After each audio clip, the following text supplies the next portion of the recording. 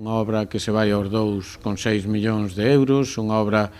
que foi adxudicada a Obras e Servicios Gómez Crespo, que é unha empresa ourensá. Nos próximos días o Concello que vai a facer é unha explanación do terreo para que xa se poda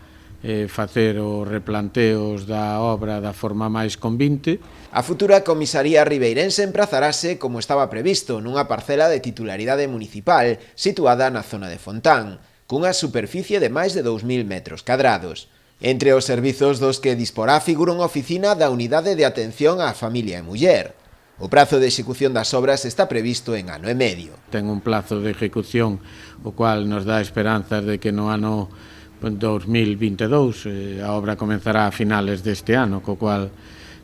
lóxicamente non podería estar rematada antes, pois que sea unha realidade e ademais, bueno, o proxecto ten absolutamente de todo, de dependencias, desde dependencias dedicadas ao que é violencia de xénero, desde que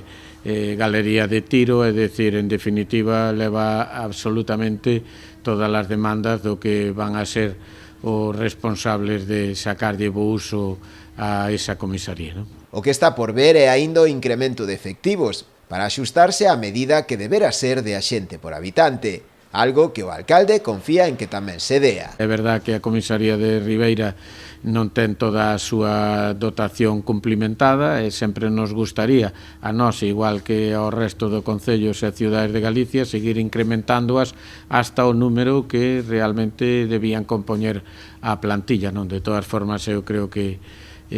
a comisaría de Ribeira, independientemente desas carencias que sempre se notan, pois creo que a súa eficiencia é das máis altas de Galicia, polo tanto, bueno, eso de alguna forma está a non deixar ver esa outra necesidade que é o aumento de personal como creo que merece.